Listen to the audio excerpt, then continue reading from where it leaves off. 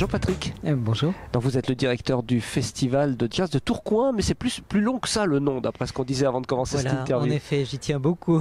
C'est Tourcoing Jazz Festival Planète au pluriel, pour indiquer que la musique que nous proposons est une musique ouverte, une musique qui va chercher dans tous les champs d'expression un peu partout dans le monde. Donc, avant d'attaquer justement la musique, ce que vous avez programmé cette année, est-ce que vous pouvez me retracer en quelques mots l'historique de ce festival ? Alors, l'équipe actuelle avec Yann Sups et Renaud Di Matteo et moi-même est en place depuis 1999.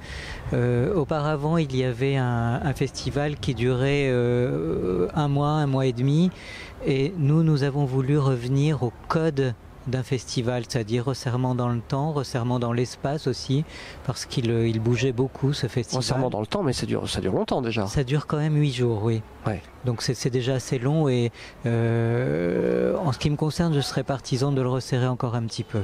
Oui. Mais bon, ça on va en discuter.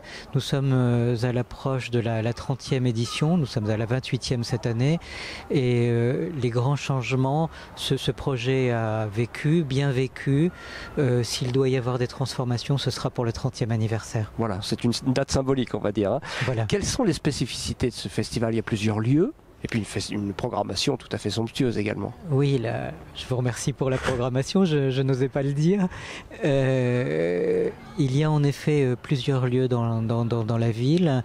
La petite salle de l'Hospice d'Avray devant laquelle nous nous trouvons et qui nous permet de faire un cycle à 18h30, qui est un cycle cette année de duo. Chaque année un cycle thématique. Nous avons un Magic Mirror sur la Grand Place devant l'église Saint-Christophe, avec notamment un concert de découverte locale, régionale, gratuit à 12h30, et une fin de soirée festive à partir de 21h. Et puis pour les grandes soirées, le théâtre Raymond Devos de Tourcoing. Une idée de la fréquentation de ce festival sur ces 8 jours ? C'est un festival qui tourne bon an mal an entre 8 et 10 000 spectateurs, ce qui est formidable pour une manifestation liée au jazz. Nous sommes dans une grande métropole avec un public curieux, nerveux, attentif, qui a vraiment envie de ce festival, et donc ces chiffres-là ne sont finalement pas surprenants.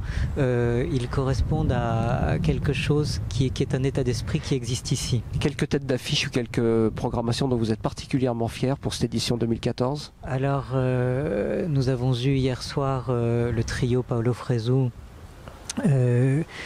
Trilok Gourtou et Omar Sosa, qui était somptueux. C'est un des chocs de ce festival.